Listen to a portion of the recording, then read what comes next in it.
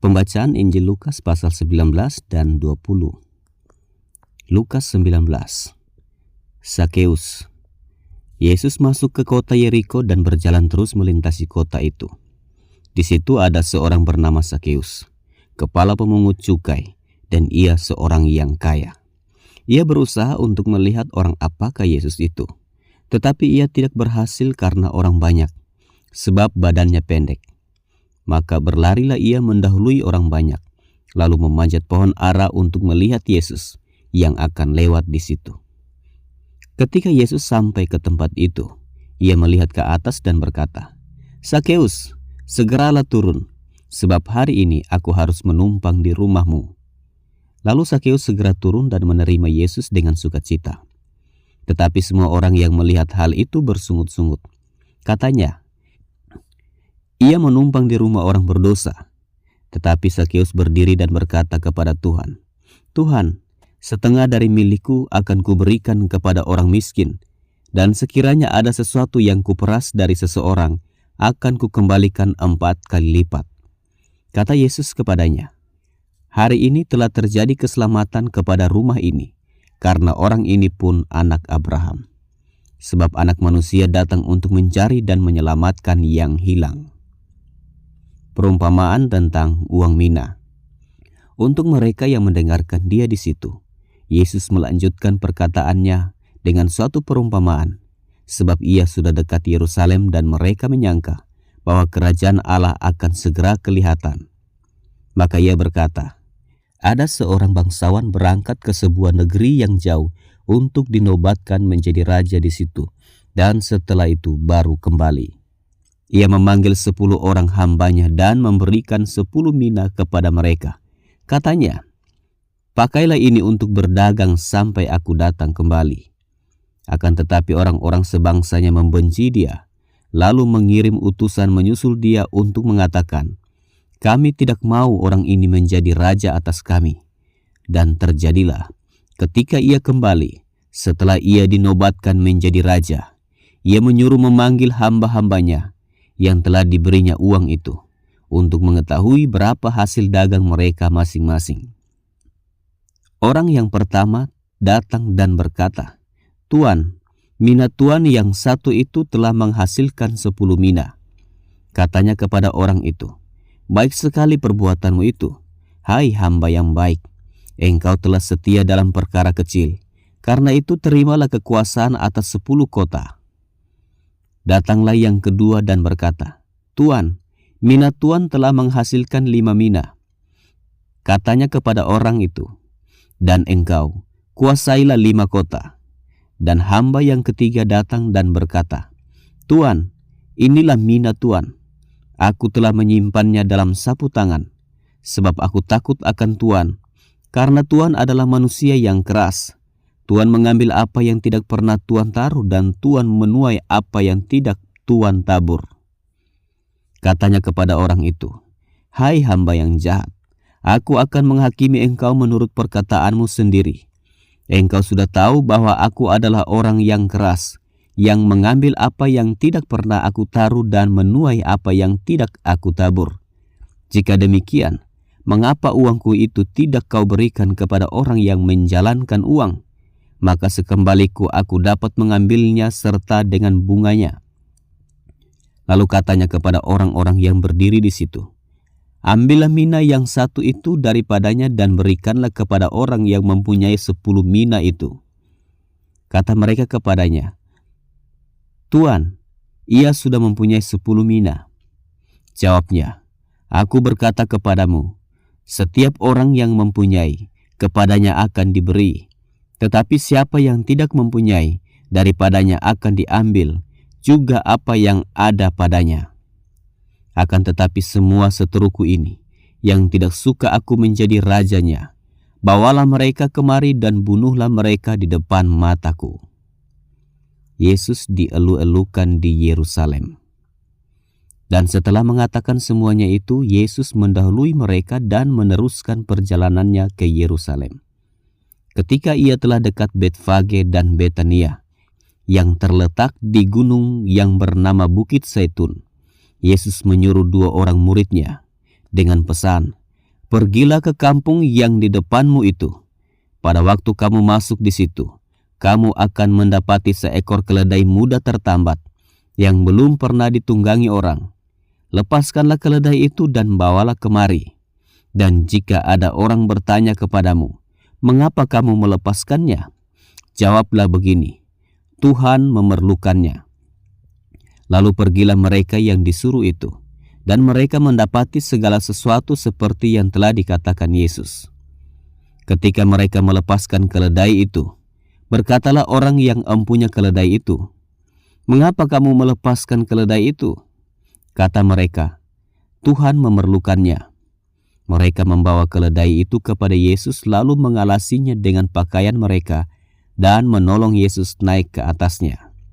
Dan sementara Yesus mengendarai keledai itu, mereka menghamparkan pakaiannya di jalan. Ketika ia dekat Yerusalem di tempat jalan menurun dari Bukit Zaitun, mulailah semua murid yang mengiringi dia bergembira dan memuji Allah dengan suara nyaring oleh karena segala mujizat yang telah mereka lihat. Kata mereka, "Diberkatilah dia yang datang sebagai Raja dalam nama Tuhan. Damai sejahtera di sorga dan kemuliaan di tempat yang maha tinggi."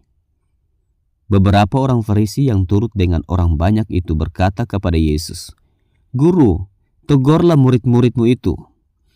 Jawabnya, "Aku berkata kepadamu, jika mereka ini diam, maka batu ini akan berteriak." Dan ketika Yesus telah dekat dan melihat kota itu, ia menangisinya. Katanya, "Wahai, betapa baiknya jika pada hari ini juga engkau mengerti apa yang perlu untuk damai sejahteramu. Tetapi sekarang hal itu tersembunyi bagi matamu. Sebab akan datang harinya bahwa musuhmu akan mengelilingi engkau dengan kubu, lalu mengepung engkau dan menghimpit engkau dari segala jurusan. Dan mereka akan membinasakan engkau beserta dengan pendudukmu, dan pada tembokmu mereka tidak akan membiarkan satu batu pun tinggal terletak di atas batu yang lain, karena engkau tidak mengetahui saat bila mana Allah melawat engkau." Yesus menyucikan bait Allah. Lalu Yesus masuk ke bait Allah dan mulailah ia mengusir semua pedagang di situ. Katanya kepada mereka, "Ada tertulis, rumahku adalah rumah doa. Tetapi kamu menjadikannya sarang penyamun." Tiap-tiap hari ia mengajar di dalam bait Allah. Imam-imam kepala dan ahli-ahli Taurat serta orang-orang terkemuka dari bangsa Israel berusaha untuk membinasakan dia. Tetapi mereka tidak tahu bagaimana harus melakukannya, sebab seluruh rakyat terpikat kepadanya dan ingin mendengarkan dia. Lukas pasal 20.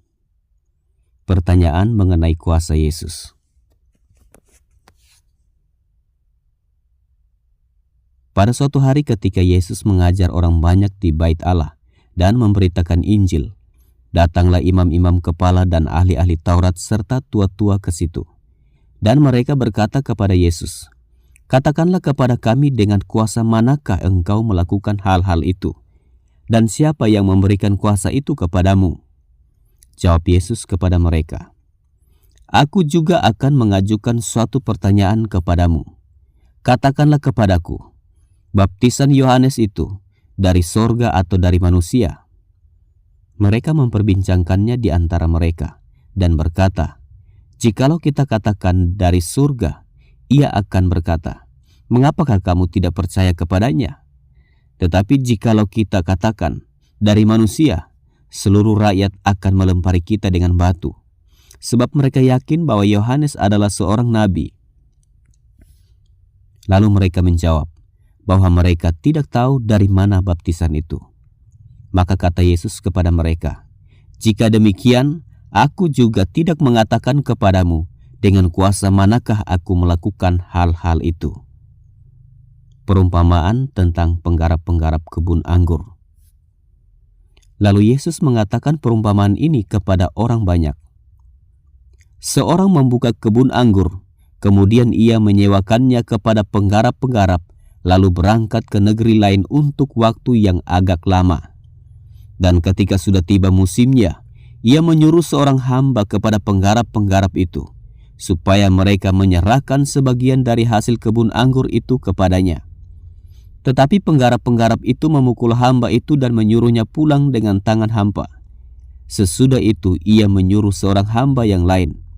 Tetapi hamba itu juga dipukul dan dipermalukan oleh mereka, lalu disuruh pulang dengan tangan hampa. Selanjutnya ia menyuruh hamba yang ketiga, tetapi orang itu juga dilukai oleh mereka, lalu dilemparkan keluar kebun itu. Maka kata tuan kebun anggur itu, "Apakah yang harus kuperbuat?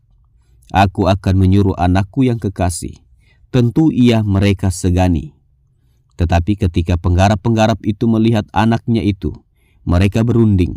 Katanya, "Ia adalah ahli waris. Mari kita bunuh dia, supaya warisan ini menjadi milik kita." Lalu mereka melemparkan dia keluar kebun anggur itu dan membunuhnya. Sekarang apa yang akan dilakukan oleh tuan kebun anggur itu dengan mereka? Ia akan datang dan membinasakan penggarap-penggarap itu dan mempercayakan kebun anggur itu kepada orang-orang lain. Mendengar itu mereka berkata, "Sekali-kali jangan." Tetapi Yesus memandang mereka dan berkata, "Jika demikian, apakah arti nas ini? Batu yang dibuang oleh tukang-tukang bangunan telah menjadi batu penjuru. Barang siapa jatuh ke atas batu itu, ia akan hancur, dan barang siapa ditimpa batu itu, ia akan remuk." Ahli-ahli Taurat dan imam-imam kepala berusaha menangkap dia pada saat itu juga, sebab mereka tahu bahwa merekalah yang dimaksudkannya dengan perumpamaan itu. Tetapi mereka takut kepada orang banyak.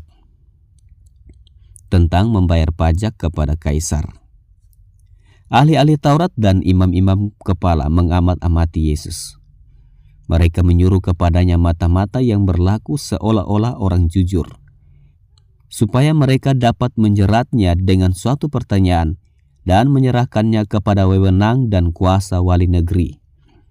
Orang-orang itu mengajukan pertanyaan ini kepadanya, "Guru, kami tahu bahwa segala perkataan dan pengajaranmu benar dan engkau tidak mencari muka, melainkan dengan jujur mengajar jalan Allah. Apakah kami diperbolehkan membayar pajak kepada kaisar atau tidak?" Tetapi Yesus mengetahui maksud mereka yang licik itu, lalu berkata kepada mereka, "Tunjukkanlah kepadaku suatu dinar. Gambar dan tulisan siapakah ada padanya?"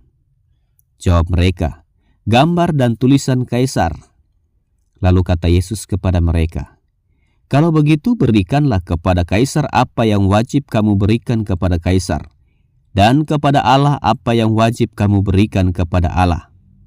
Dan mereka tidak dapat menjerat dia dalam perkataannya di depan orang banyak. Mereka heran akan jawabnya itu dan mereka diam. Pertanyaan orang Saduki tentang kebangkitan. Maka datanglah kepada Yesus beberapa orang Saduki yang tidak mengakui adanya kebangkitan. Mereka bertanya kepadanya, "Guru, Musa menuliskan perintah ini untuk kita. Jika seorang yang mempunyai saudara laki-laki mati sedang istrinya masih ada, tetapi ia tidak meninggalkan anak, saudaranya harus kawin dengan istrinya itu dan membangkitkan keturunan bagi saudaranya itu. Adalah 7 orang bersaudara. Yang pertama kawin dengan seorang perempuan, lalu mati dengan tidak meninggalkan anak. Lalu perempuan itu dikawini oleh yang kedua, dan oleh yang ketiga, dan demikianlah berturut-turut oleh ke-7 saudara itu. Mereka semuanya mati dengan tidak meninggalkan anak. Akhirnya perempuan itu pun mati. Bagaimana sekarang dengan perempuan itu? Siapakah di antara orang-orang itu yang menjadi suaminya pada hari kebangkitan? Sebab ke-7-nya telah beristrikan dia." Jawab Yesus kepada mereka, "Orang-orang dunia ini kawin dan dikawinkan. Tetapi mereka yang dianggap layak untuk mendapat bagian dalam dunia yang lain itu, dan dalam kebangkitan dari antara orang mati, tidak kawin dan tidak dikawinkan. Sebab mereka tidak dapat mati lagi. Mereka sama seperti malaikat-malaikat dan mereka adalah anak-anak Allah, karena mereka telah dibangkitkan. Tentang bangkitnya orang-orang mati, Musa telah memberitahukannya dalam nas tentang semak duri, di mana Tuhan disebut Allah Abraham, Allah Ishak, dan Allah Yakub. Ia bukan Allah orang mati, melainkan Allah orang hidup, sebab di hadapan Dia semua orang hidup. Mendengar itu, beberapa ahli Taurat berkata, "Guru, jawabmu itu tepat sekali," sebab mereka tidak berani lagi menanyakan apa-apa kepada Yesus. Hubungan antara Yesus dan Daud. Tetapi Yesus berkata kepada mereka, "Bagaimana orang dapat mengatakan bahwa Mesias adalah anak Daud? Sebab Daud sendiri berkata dalam kitab Mazmur, 'Tuhan telah berfirman kepada Tuanku, duduklah di sebelah kananku, sampai kubuat musuh-musuhmu menjadi tumpuan kakimu.' Jadi Daud menyebut dia tuannya. Bagaimana mungkin ia anaknya pula?" Yesus menasihatkan supaya waspada terhadap ahli-ahli Taurat.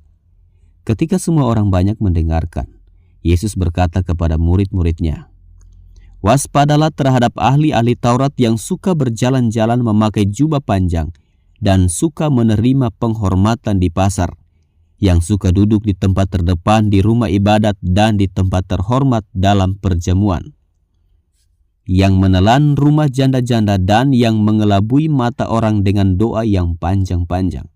Mereka itu pasti akan menerima hukuman yang lebih berat." Untuk selanjutnya, pembacaan dalam Injil Lukas pasal 21 dan 22. Shalom.